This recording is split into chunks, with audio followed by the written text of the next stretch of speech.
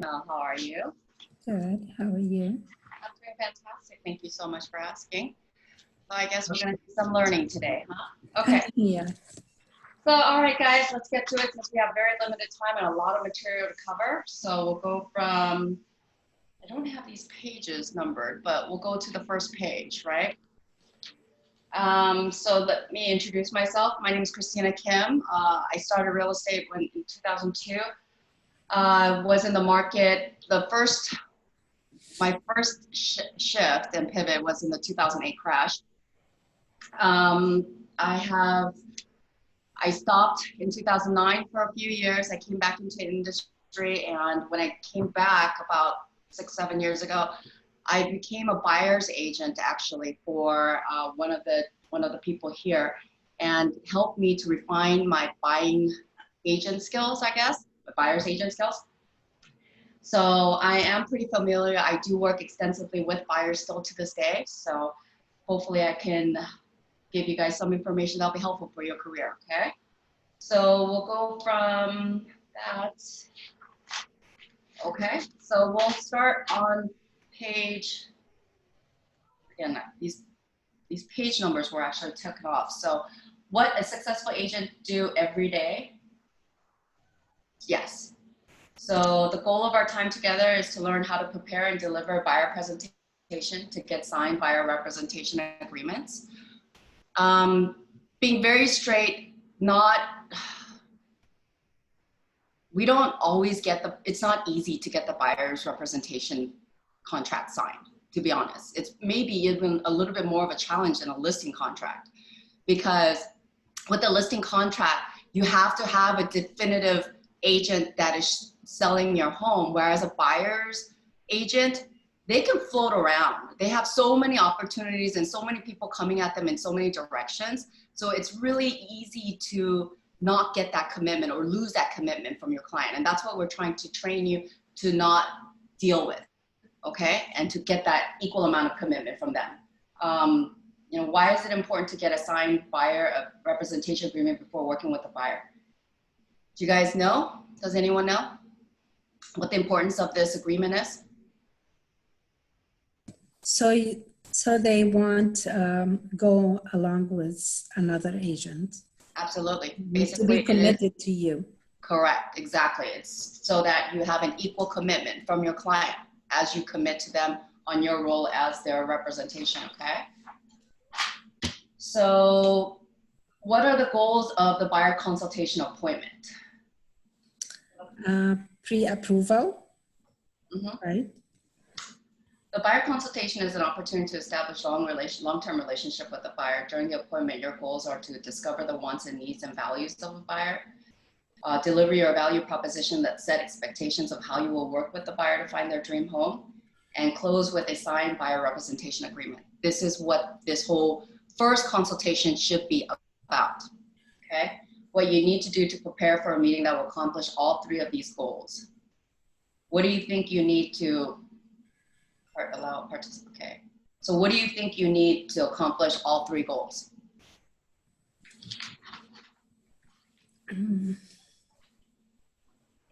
How to contact with your buyer, like how often, or how often to reach out for them, or how they can contact you if they need anything. Okay. Well, this is, the things that you need is a buyer's consultation. That's what you need, okay? Participants with an A buyer is, okay. Let's talk about what an A buyer is. Everyone wants to know what an A buyer is, right? An A buyer is someone who is able, ready, and willing to purchase a new home. They will be under contract in a matter of weeks. Use a buyer lead sheet from a toolkit to classify buyers. So an A buyer is not someone that's saying, well, we're kind of looking, our timeline is maybe sometime in this year. That is not an A buyer, okay? An A buyer is someone that needs to move soon as possible, looking aggressively for a property, and will get in immediately as soon as, ready to make an offer as soon as they find that right home, and their timeline of finding that home should be within like the next couple of months. That should be an A buyer, okay?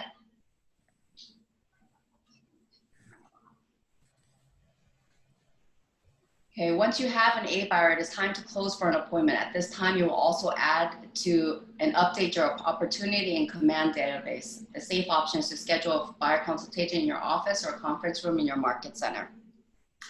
One of the things I want to kind of explain to you guys as new agents and the leverage that you have is that, and one of the things that you might want to learn from the mistakes of other seasoned agents is having that habit of putting all your immediate contacts, all the new leads that you get, make sure you input it into your command database.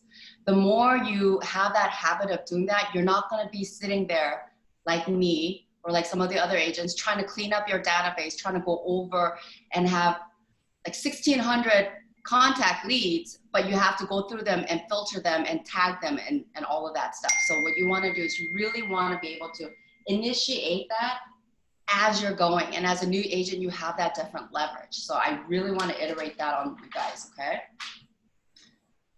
Database is, they call it a data bank for a reason. It is your lifeline, okay? I know, Ed, you love that, right?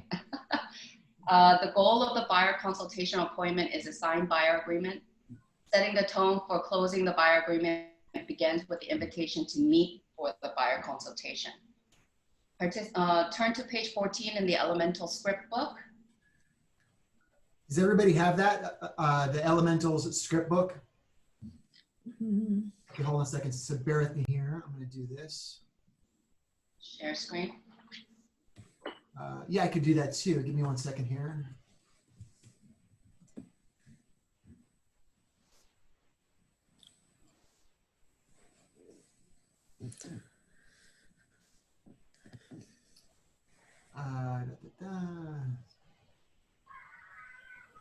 Elementals.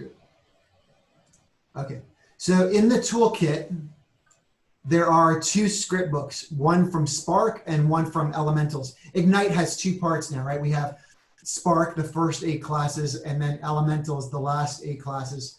And so there's 2 script books, and here is Elementals script book. Let me share this.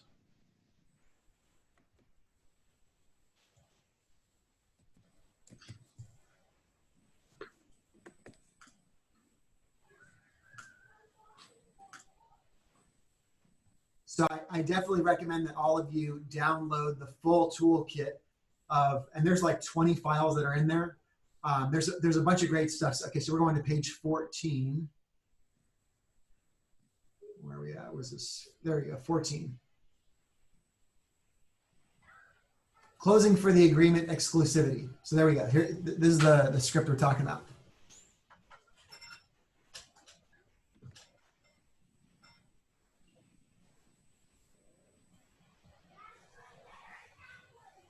So can we have 2 participants? Oh, can we have a participant read that, please?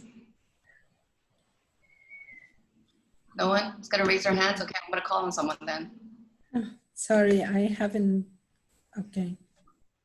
Do you see here on the screen that I'm sharing? Everybody see that? Close for agreement. So, Okay. so we're going to be.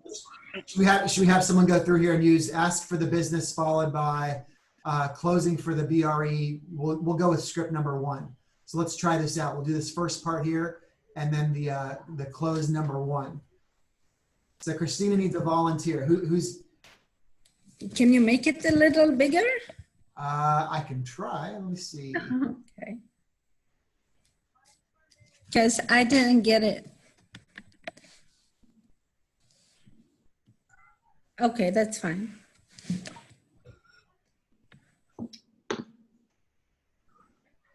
Okay, so Amal, do you want to read the first one? And then Eric, why don't you read the second one? And then Chloe, why don't you read the third one? Okay, should I read the ask for business, the following scripts, details, simple way to obtain an exclusive agreement call the buyer representation agreement. Check with your market center for a copy. All I ask in exchange for my superior customer service promise is that you agree to work with me exclusively. Does that sound fair? Okay, we can sign and shake on that. Provide the buyer with a buyer representation agreement, explain it, and have them sign it, then shake hands. Very good. All right, Eric, you want to do the second one? Yeah, I got you. What we're going to do now is we're going to sign the buyer representation agreement, which puts me to work for you. You're giving me the tool I need to represent you in your purchase. With this tool, I had the opportunity to negotiate for you and get you the best deal. And getting the best deal is important to you, isn't it?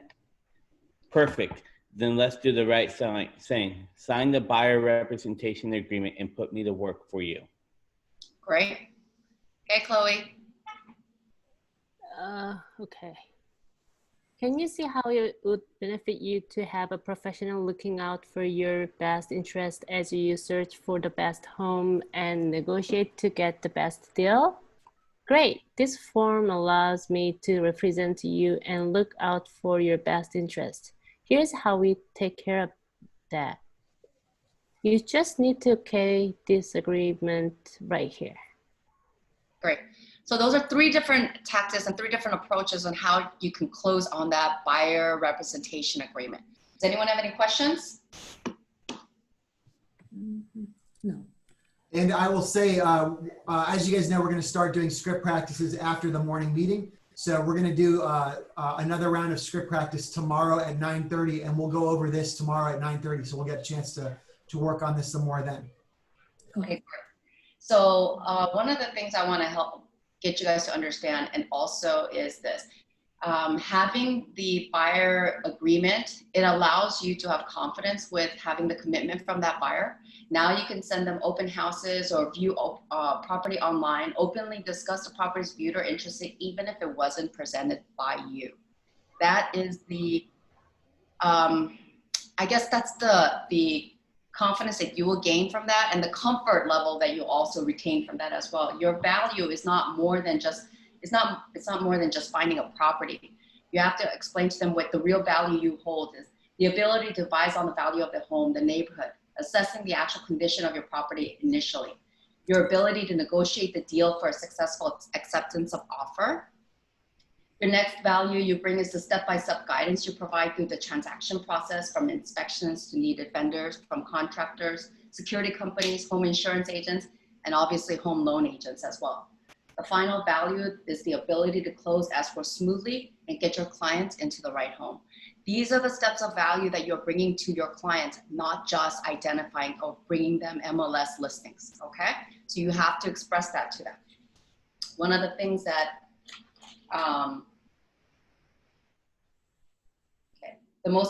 to be most effective in your service, the buyer consultation, the first buyer consultation on their wants and needs and their timeline is very important. Also knowing their list of have to have and would like to have, but can do without list. It's their deal maker or deal breaker list that you have to understand and learn from them, okay? It's making, assessing, and getting that checklist, all right? So next page, we are gonna go into designs and command. Provides 2 templates for the buyer presentation that are fully customized to match your value proposition of the buyer you're meeting with. The buyer presentation is a tool to guide the conversation and provide the client with a tangible demonstration of your expertise as a real estate agent. How many of you guys actually have worked on your buyer presentation? Yay, Chloe did. Who else? Anyone else? Mm. Oh, Anyone else work on their buyer presentation at all? no, No? I didn't. I would definitely recommend you guys take the time now to understand what the buyer consultation is. Now there's a generic template that is provided in command. You guys would have to take the time to customize it, put your logos or your branding, your information on there. And just another thing that is also in that buyer presentation is what I think that would be actually helpful would be also a testimonial page if you have one.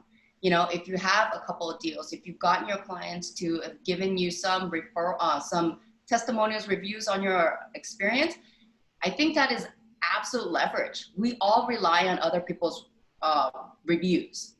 This is that time. So this is where you have to be proactive about your reviews as well, okay? And as Christina's saying that, so I'm here in command and I just clicked on the designs section and then I clicked create new and then print. And then here is a couple buyer consultations templates. This is what Christina is referring to. Oh, there, hold on. There we go. Thanks, Joey. Okay. Okay, so during this module, we're going to discuss the purpose of each section of the buyer presentation, but we will not go over every individual page or how to edit this design. This afternoon, you review the how-to articles and designs is answers.kw.com and practice customizing buyer presentation. So Ed is going, showing us on the shared screen. So the first page will be the table of contents, right?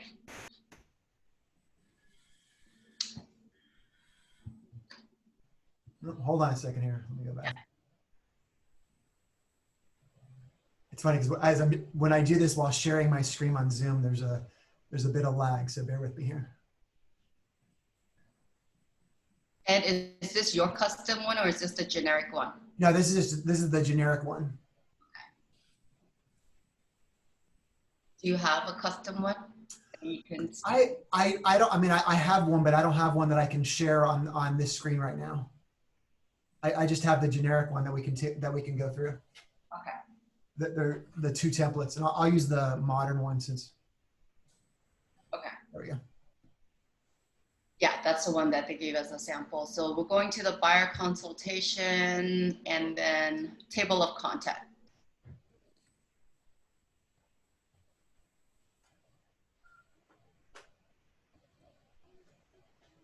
So this is the table of content, right? What resources do you have to help you prepare the buyer presentation?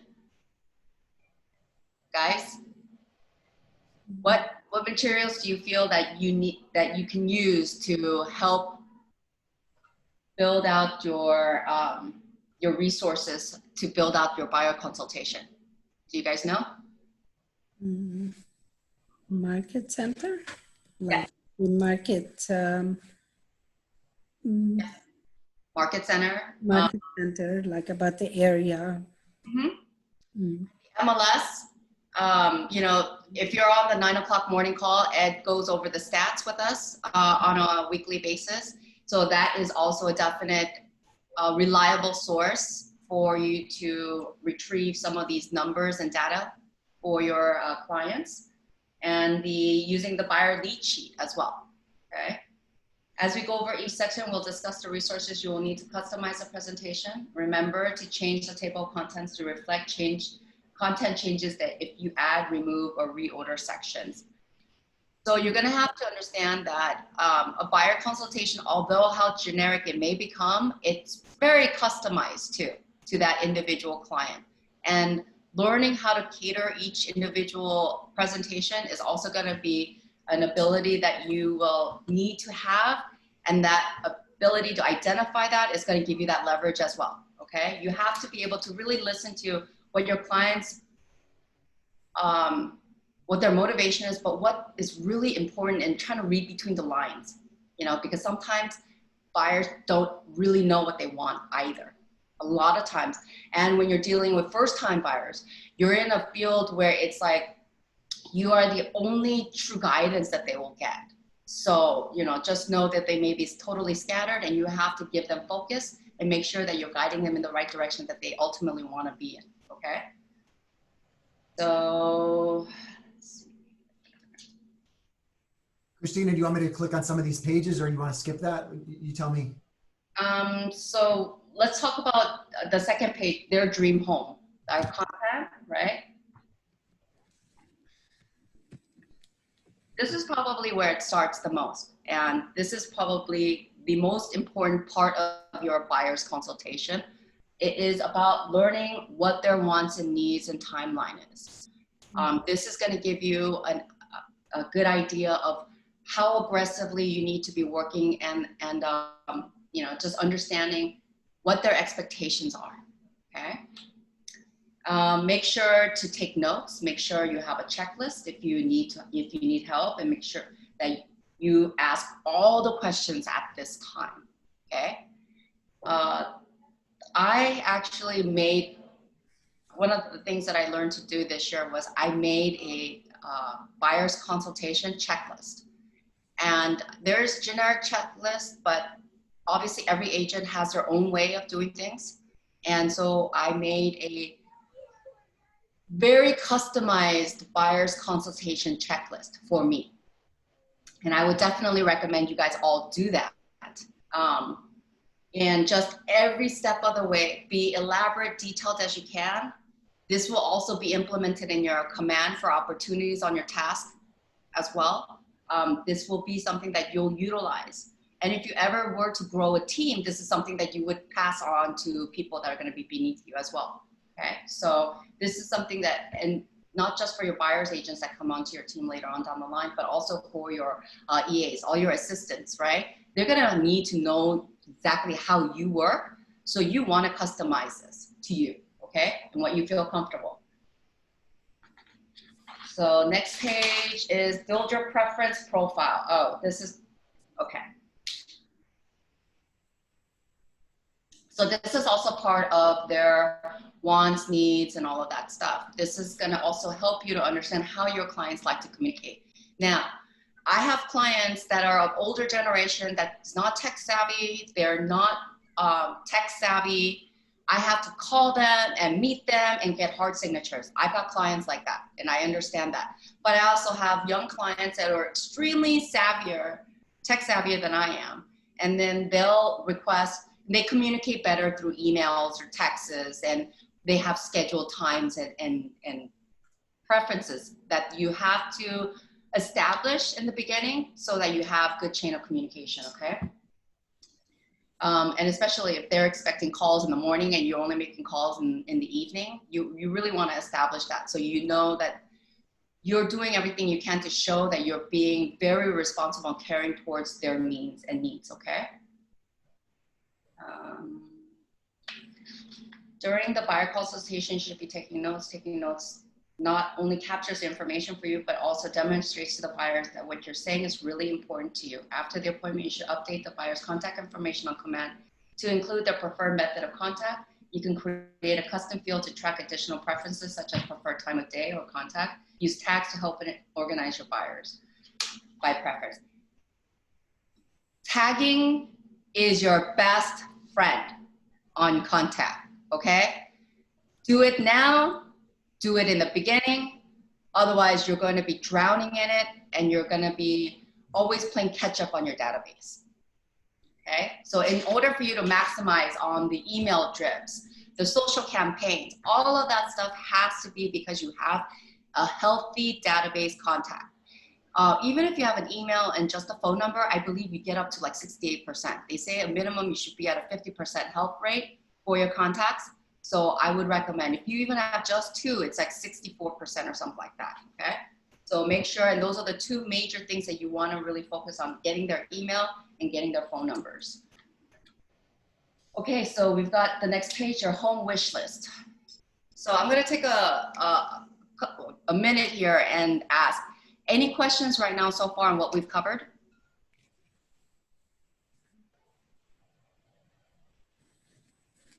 No? Just go keep going on? Okay.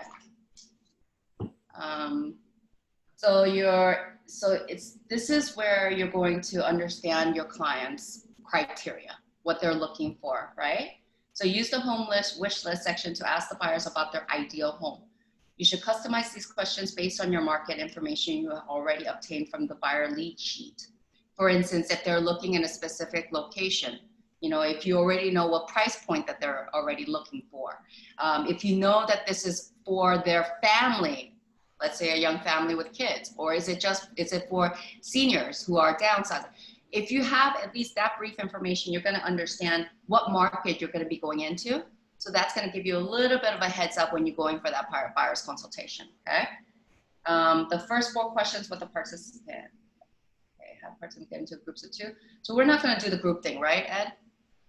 It's not. Yeah, we can. I mean, it is possible to do that with Zoom. We can break it up into breakout groups. I just don't know if everybody has the. Does everybody have the participant guide ready to go? They probably don't. So let's. I think best, Christina. Let's just keep going. Okay. So let's go to the neighborhood insights. Okay. So why do you want to include information about the neighborhoods in the buyer's presentation? You want to let them understand that you're the neighborhood expert. That means you have to provide information about the neighborhood, kind of what the trends has been. When, I talk about that market even up to 3 to 4 years prior to they get there. I tell them about what was the actual rate of the value of these homes, let's say 4 years ago. Let's talk about a specific area. For instance, let's see here. Monterey Hills. I don't know if you guys are familiar with that area. It's via Marisol. It's on the way to Pasadena. It was a hot neighborhood about 4 or 5 years ago because of the demand of downtown residential areas, and it's being perfectly situated between Pasadena and that downtown. So those properties on an average were 2-bedroom, 2-bath, were an average of $250,000 to $300,000 about 4 or 5 years ago. They hit a market and the trend came, and so now, and when the value started appreciating because of the demand of downtown residency, but being a little bit slightly away from the hustle bustle of main downtown, they started appreciating in value tremendously in increments of anywhere from $20,000 to $30,000 on a monthly basis for about 2 years. So now these 2-bedroom, 2-baths are valued at $450,000 to $500,000. I also know that part of town initially started as a senior town. I don't really get into the details of, but there used to be a dump site there. All these things you have to understand and know that information, because you can't fake knowing a neighborhood, especially if they're going to call you out and ask you questions about it. Educate yourself to the best ability, learn your comps, learn the data, learn how much homes have been on the market, how long they're sitting, learn, how fast they're moving, you know what I mean? What type of inventory list did they have in the last 12 months? Don't just go rely on the 3-month market stats. You have to dig deeper and longer, especially in this market, because the last 3 months is not reliable data. Okay. So the next page we're gonna go to is which neighborhoods will you highlight and why do you choose those? Sometimes buyers don't have one exact neighborhood. They'll say, well, we are looking in the vicinity of Westwood, or we're looking in the vicinity of all the surrounding areas of Pasadena, which would include Sierra Madre, Glendale, you know what I mean, and Via Marisol as well. Even Altadena sometimes. So that's just kind of telling you, you have to understand what areas they're interested in, and if it's multiple areas, familiarize yourself with all of those areas, not exclusive to. And this will help you to become a better agent, because it's going to get you familiar with more and more areas.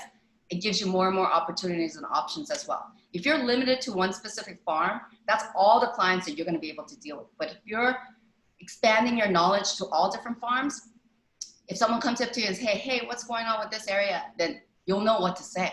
You'll have that information. The ability for you to regurgitate this information like you're just regurgitating the Pledge of Allegiance, that's how it's going to show that you are an expert, okay? And you're always going to be tested, because people are going to throw random questions at you. You could be at the supermarket. If someone knows you're a real estate agent, first thing they ask, how's the market? Know your market, okay? How buying a home works. Let's go on to this page. A buyer who knows what to expect is a confident buyer, and a confident buyer is easier to work with than an anxious buyer who mentions objections throughout the entire process. And goodness gracious, we have them. They're always around. So make sure you understand and give them the confidence so that you get a smooth transaction. Otherwise, you're gonna have the nervous breakdown for your client or because of your client, okay? So you may need to explain the difference between pre-qualification, pre-approval for a loan to your buyer. Do you guys all understand what a difference between pre-qual and a pre-approval is? Show of hands of people that actually know what the difference is. Nobody? Can you explain that? Eric's got his hand up. Who does? Eric? Eric? Oh, great. So Eric, do you want to explain what the difference is? Yeah, I believe a pre-qual is they have, well, a pre-approval is they already have that approved amount of money, but they can go ahead and buy with a pre-qual. It's a greater range, I believe. Yeah, so a pre-approval actually is, the pre-qualification is the initial process of getting the clients qualified for the loan. So the loan officer will ask for a certain amount of information, and based on that, they'll say, you know what, you're pre-qualified, okay? But until you actually go through the underwriting process and go through all of the required information needed by the underwriter, you won't get that free. The pre-approval is when you're actually approved for the loan docs will come out. It's a different process, okay? Just know that there's a major difference. So when you're saying, oh, they're pre-approved or they have a pre-qual, know the difference so that you're not saying the wrong thing, okay? Buyers that are pre-qualified may not always get pre-approved. Know this information about your buyers, okay? That's the reason why we have the loan contingency in place, all right? Make sure. I have a question. So when they say right now, you can't see a house, you can't show a house unless they pre-approved or? Yeah, so those agents, they're not actually saying the right thing. They're saying they should have a pre-qual.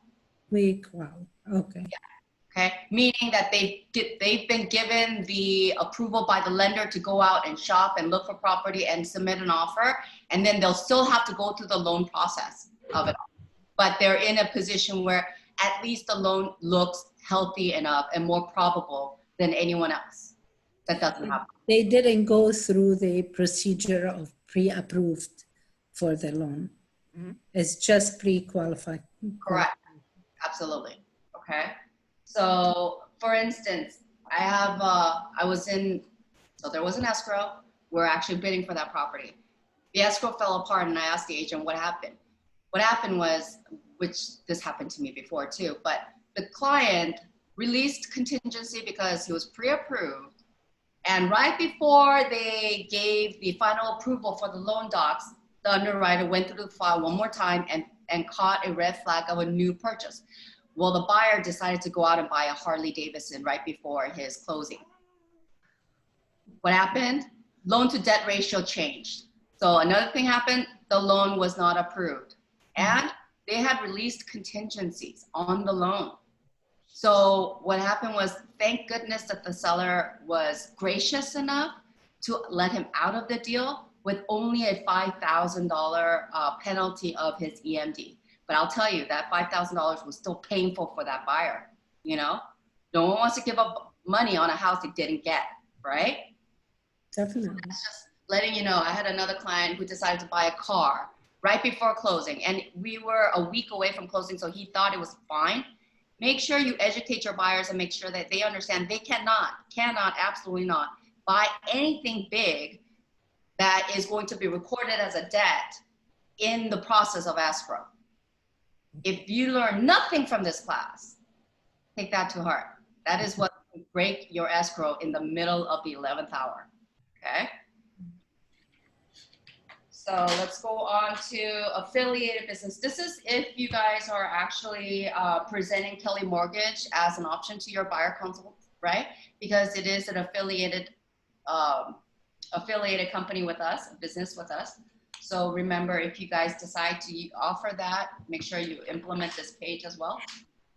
The real value, real experience. I know this is probably going to be the hardest page for you guys. And the reason why is because you guys don't have an extensive closing history or transaction history or numbers that you can really leverage on your own.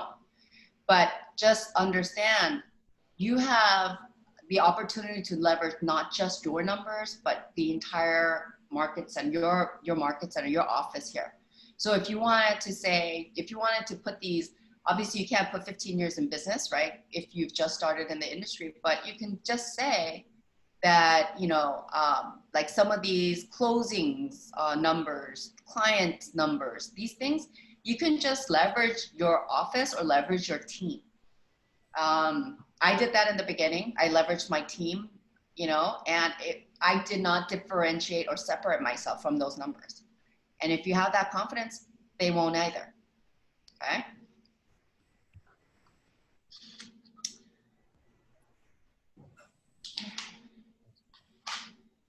So another thing is, what are other numbers you might track and present as part of your value proposition? Again,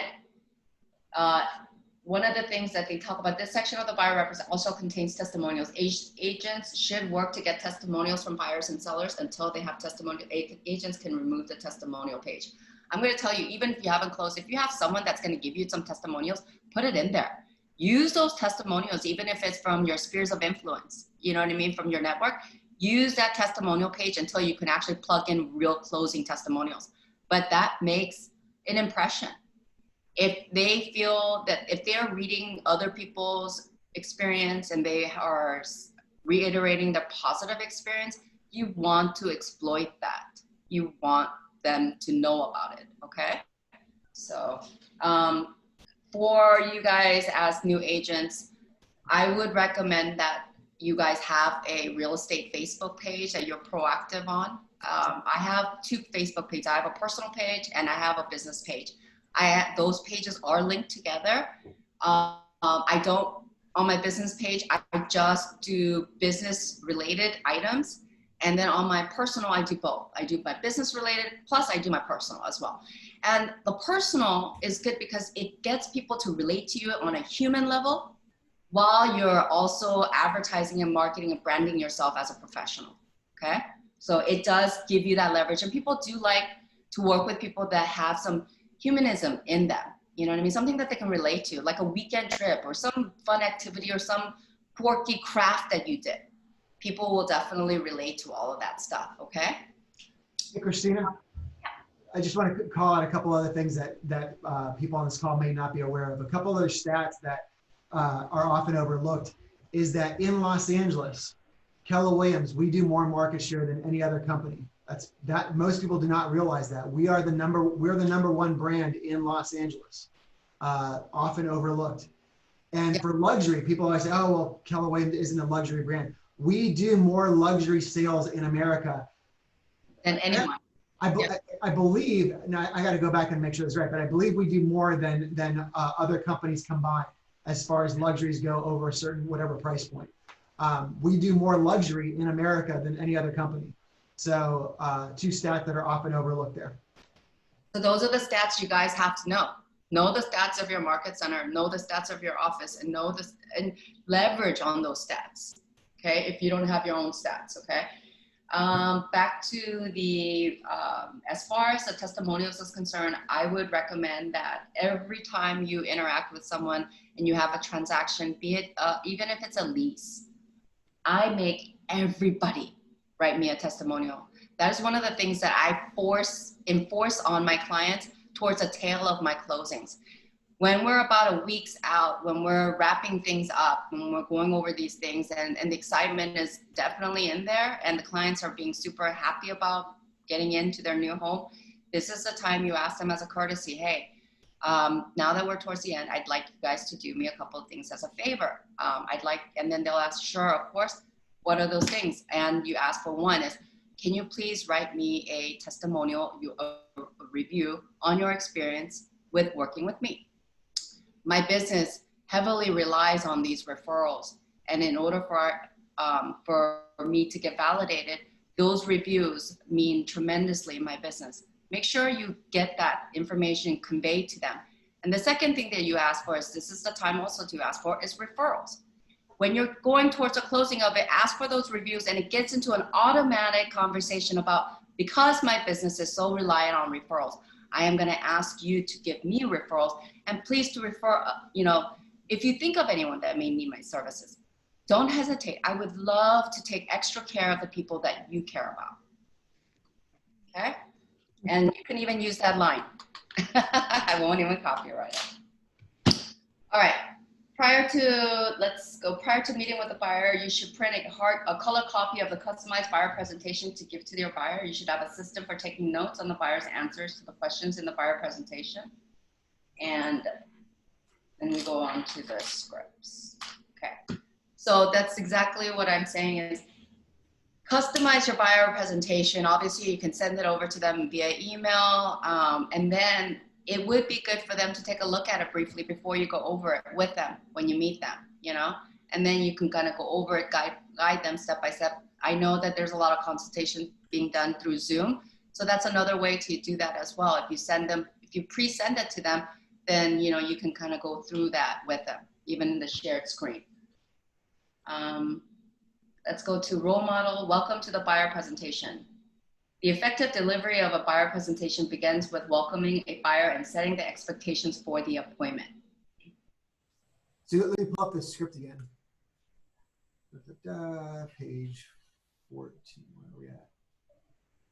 So based on this script, how does it help set the buyer expectations?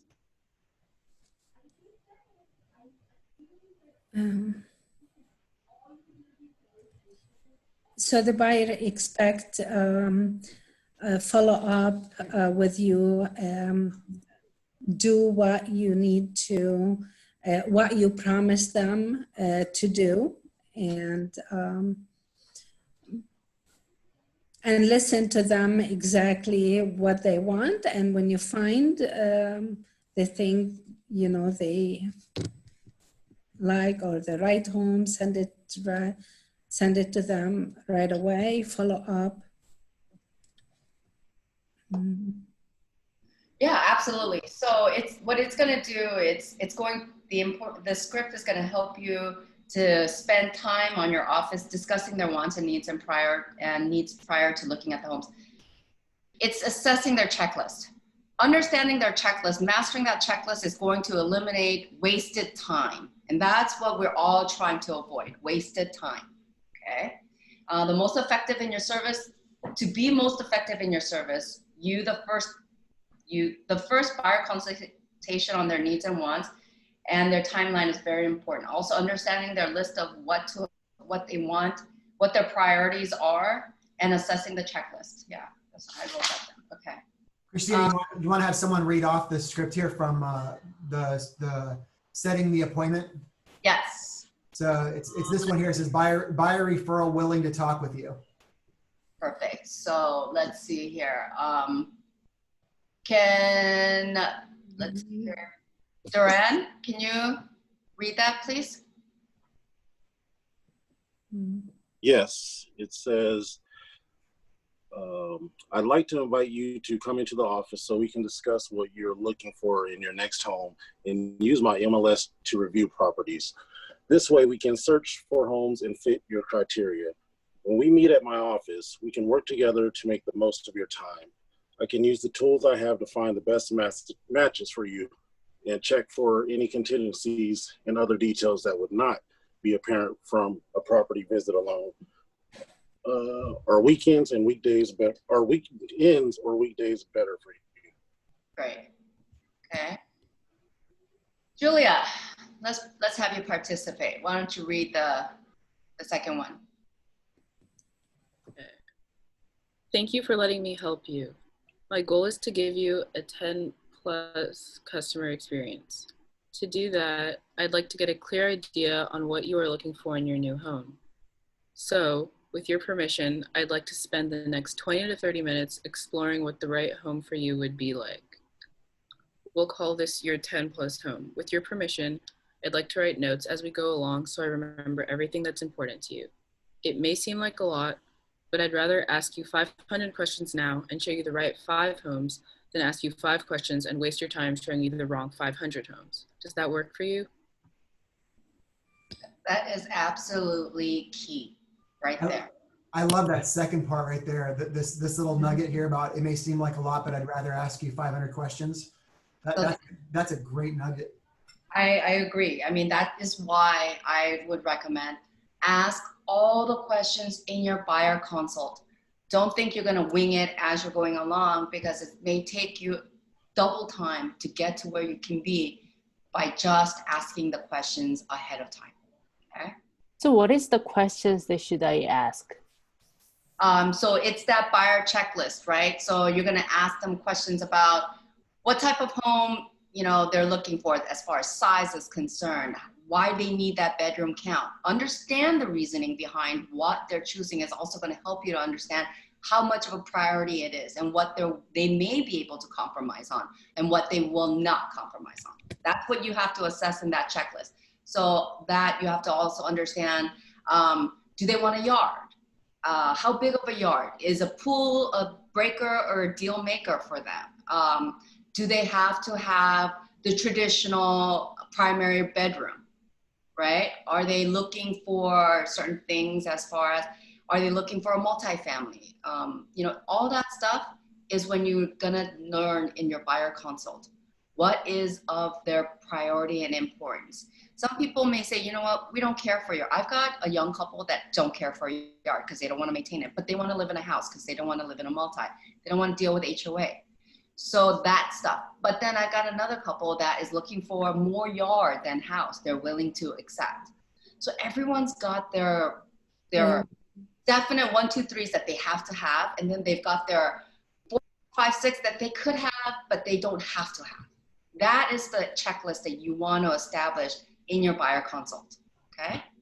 So did you make a list, really like make a list and then give them like a paper and then do they check, or you just go through with them?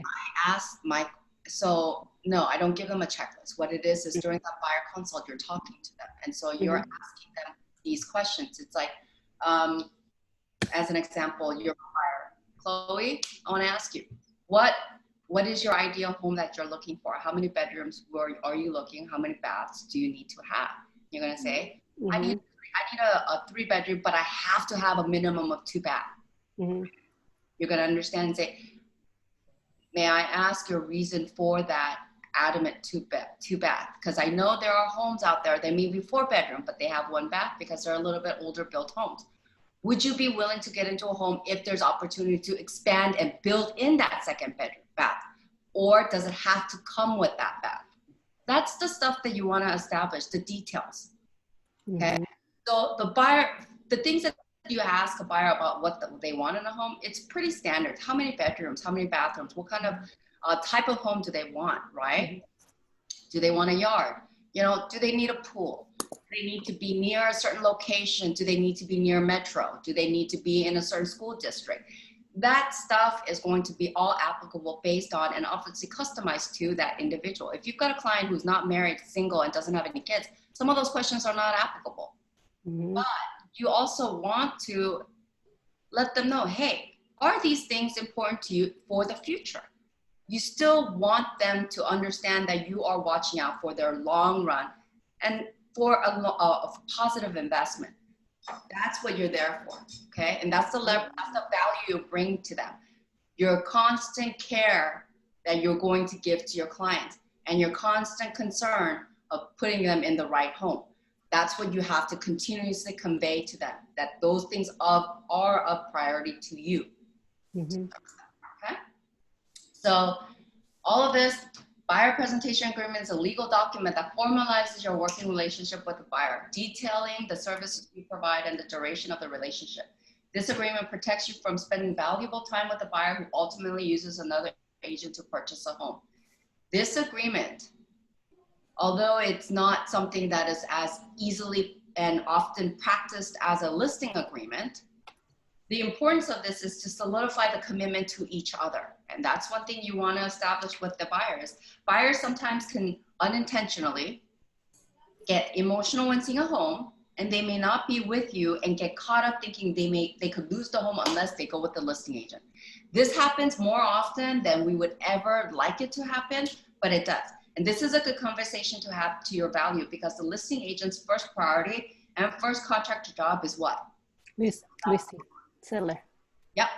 So how easy is that role to flip and have that agent be the fiduciary to the buyer when the first initial commitment was to the seller? So that is something that you want to express to your buyers and let them know. This myth that they get this better deal or better opportunity because they go with a direct listing agent is absolutely false, because they don't have one individual looking solely only for their benefit and their interest. It's hard for one individual to be equally looking out for both interests. As humans, we just can't. We just are not built that way, okay? Someone's gonna take a little bit of precedent, and it's usually the seller. Make sure your buyers know that, okay? So role model, buyer presentation agreement. Going to practice the close agreement scripts, but participants should also review and practice the handling objections to exclusivity scripts prior to their first buyer consultation. Turn to page 15 in the Elemental script book, please.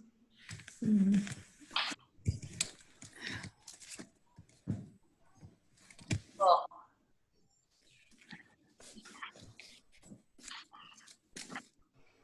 I think we're making good time, right? Yeah, we're doing well. Okay. So let's go over page 15 then, since we have a couple of minutes. I like it. And someone volunteer, or I'm going to call on you guys. Anyone? Is it in the presentation?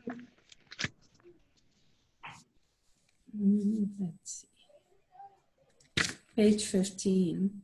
It's a different one, so I don't have it with me, so I'm going to rely on what you have. Hey, Christina, I think the page numbers might be wrong because we did the closing for the BRE earlier. Oh, okay. It says page 15 here, but it's okay. Yeah. I think it's page 17. 17? Yes. Thanks, guys.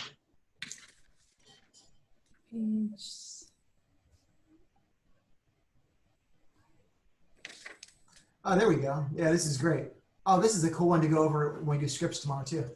If we don't, whatever we don't cover today. Go ahead, guys. Yeah. So Amal, can you do the first one, please? Okay. The first one, first objection. Amal, I'll help you out. I'll be the buyer. Okay. Amal, I don't want to sign anything. I may want to work with other agents.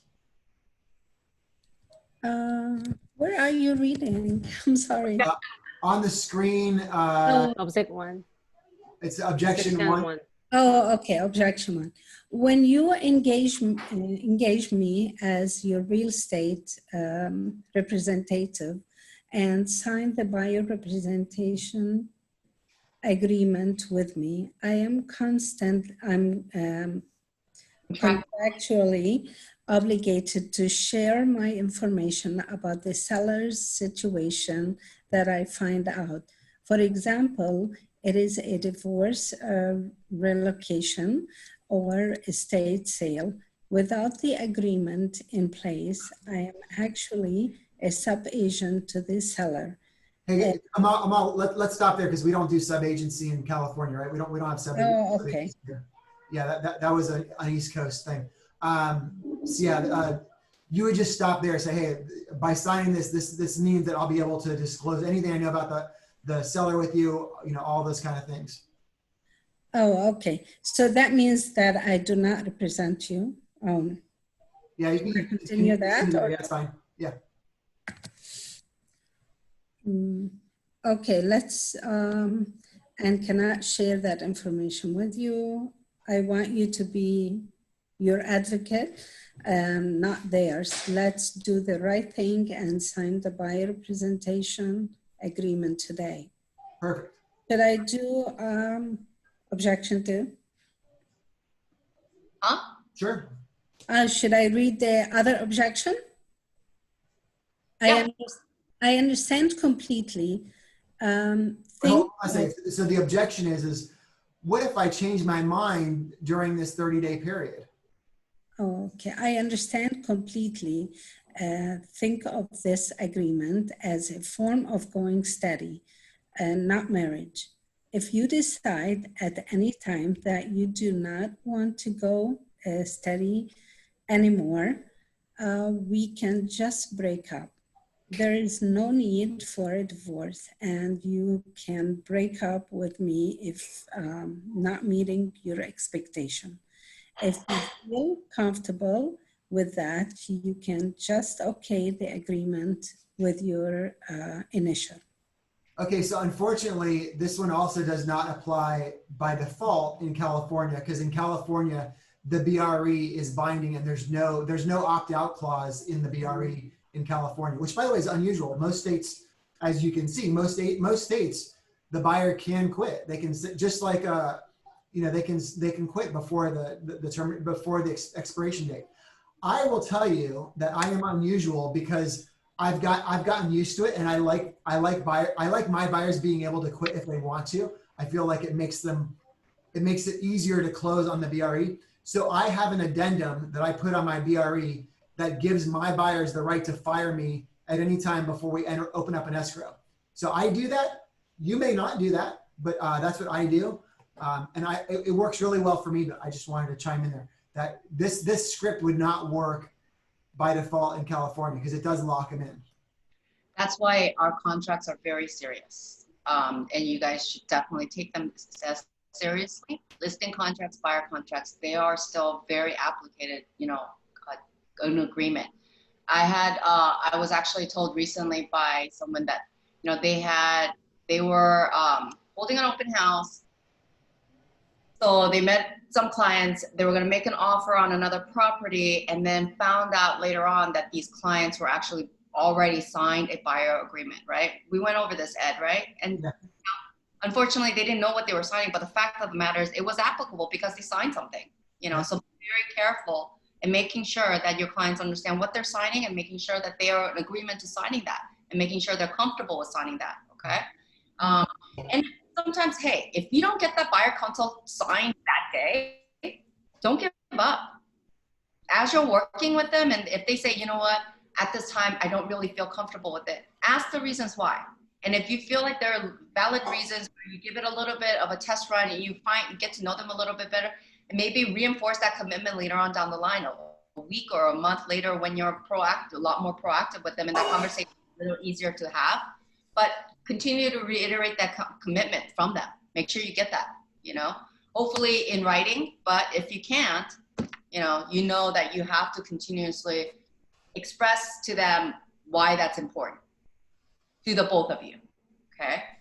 One of the things that we are also talking about is your KW app. I do really hope you guys are looking at these KW apps, okay? These KW apps, it's free. It's there for you. Take advantage. All your buyer consult presentations, your listing consult presentation, there's a little section in there for KW app. Put it in there.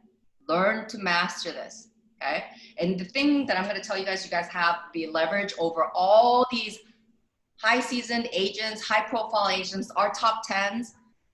You guys are in the same exact position with them in one thing, and that is command, okay? It's been released all at the same time. We're all learning it at the same time. We're all guinea pigs at the same time. The leverage you guys have is hopefully you don't have enough business to keep you so busy that you don't have time for this. This is the time to focus on the details of your business that won't be able to be addressed when you're actually busy with your business, like when you're servicing clients and stuff like that. Otherwise, you're gonna be like me and crying every day and hating your life about cleaning your database or systemizing your business. When you have to do catch up, it's harder, it's much harder. But when you're systemizing everything from the very beginning, you'll form good habits, you'll have good business habits, and you'll be ahead of everybody and in a stronger position than any of the seasoned agents in this office. And that's the leverage that I really want to tell you. It's learning these apps, command database input on a regular basis with tags. That's your leverage, guys. And again, like I said, no seasoned agent in this office has any leverage over any of you guys because command was introduced all at the same time. And to be honest, most of the seasoned agents don't touch command, and the reason why is because They already have a CRM that they've been using, and they have to learn something new, and they don't have the time. So what is that? It's an advantage for you guys. You know, if you guys systemize your business in Command, have that running efficiently and effectively, you will have more opportunities. There's my 2 cents, guys. All right. Any questions? Any aha moments? So what's the difference if you have a new home buyer, like a new built home buyer, newly built home buyer, like new construction? Yeah, new development. So I have a question. How does it work though in terms of the payment? Because it's not built yet, right? Right. So when do they keep, you know, how does the process working? Okay, I'm not quite sure I'm not understanding your question, Chloe. In a new development, you're representing the buyer, correct? Mm-hmm. Yeah. Okay. One thing about new development that is so fantastic is this. If you register your client, you went with your client, or if you've done one of the two or both, you are legally protected as their representative, even if they don't buy for the next 60 days. Let's say they go back. There's a protection for 90 to 180 days, depending on the development's disclaimer.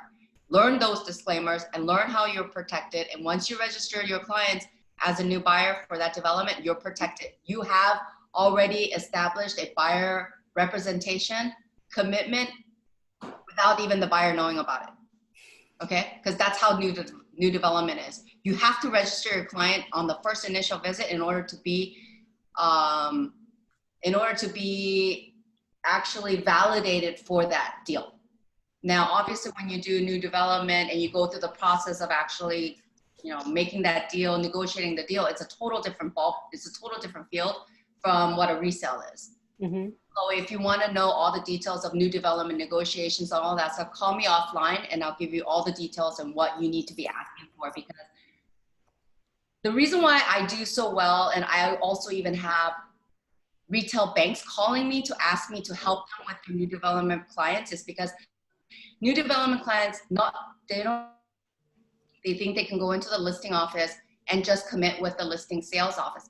I've been a listing sales office in new development. I'm going to tell you, I'm not watching out for the buyers at all. All I'm doing is my job is get the best deal that I can for my sellers, my developers. Why? Because I want to continue to be their listing agent, right? So that's my motive. So that's all I'm saying, is that with new development, buyers really need an outside agent to protect them and to gouge everything that they possibly can in that initial negotiation. And if you're not familiar, then you're not doing the proper service to your clients. Okay. Mm-hmm. Okay. Thank you. Tell me if you need more okay.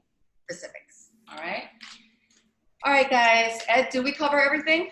We covered everything. Do we have any ahas from the group? Anything else that you guys? What are your biggest takeaways from the day? Things that you can use in your business. How about if we go around and everyone maybe chip in with one thing they learned or they can take away and use? By the way, I'll tell you, whenever this question's asked, it's always best to go first because the options become less as they go on. Who's gonna go first? I'll go. All right. What I learned is really just start with Command. I say the 9 o'clock meeting always makes me feel better, especially when Christina's there. Just because I know like you're going through the whole thing. So that makes me feel better. Like the Command thing's all great. Again, like I said, Eric, you know, all of us are in the same boat. We're all learning at the same time. So that's why you should feel a little bit more confident and you have that leverage, you know, exploit that opportunity, because again, all these seasoned agents, they're struggling with Command, not because Command is a difficult task to do. It's just people lack the time. People lack that ability to focus on, dedicate that few hours that is required to really dig into Command. And so take that time now when you have that time. It's like when people say, sleep as much as you can before you have your baby because you'll never get it really is true. Okay? I know, I'm sorry, you know, that topic of conversation really doesn't apply to Julia, but you know. Yeah, it will come. One of these days, someone will say that. Oh, I remember I heard that in the Ignite class. It's okay. It will be good for her future. Absolutely. So guys, just, you know, I don't have a whole lot of time in my schedule. I did want to dedicate this, and I did want to offer some sort of substance for you guys to help with your business. Thank So you so much. if you guys don't have any more questions, last call. So yeah, we'll go ahead and wrap up there. And let's all just give a big round of applause to Christina. Thank you so much for teaching a rock star class on buyer consultations. It was awesome. I got a lot out of it. Thank you. Thank you. So we'll conclude there, and we'll see some of you guys tomorrow at the morning call at 9. We've got Ignite back at 11:30. And at 9:30, for anyone who wants, right after the morning call, we're going to do scripts for a half hour again. So we might see you there as well. So Ed, this Ignite element script, is it the same script that you gave us the other day? Is it the same look? Yeah, I believe so. Yeah, it's there in the chat bar too. You can download it there off the chat bar. It's in the Ignite toolkit. There, if you go to I printed it out the other day, but it doesn't match the page number. Like when you said page 17, Yeah. oh yeah, it wasn't the same. none of them are matching up. The page numbers they reference aren't the right page numbers. They must have gone through and changed it since then. You know, I used to do this buyer consult for the Ignite class before it became 2.0, and they made a major adjustment. Oh, actually, you know what? Maybe it was showing. Okay, I did a lot of the how to show or what to do on your first showing or that kind of stuff too. Yeah. Yeah, but I really like Ignite 2.0. I think it gets straight to the point. It gives you relevant content. Everything that we talked about is relevant now, relevant in your business now. So it's your job to apply it, guys. All right. Wish you much success and Godspeed to all. Just kidding. Thanks. Bye, Thank everybody. you. Have a wonderful day, everybody. Thank Bye, guys. you. Bye.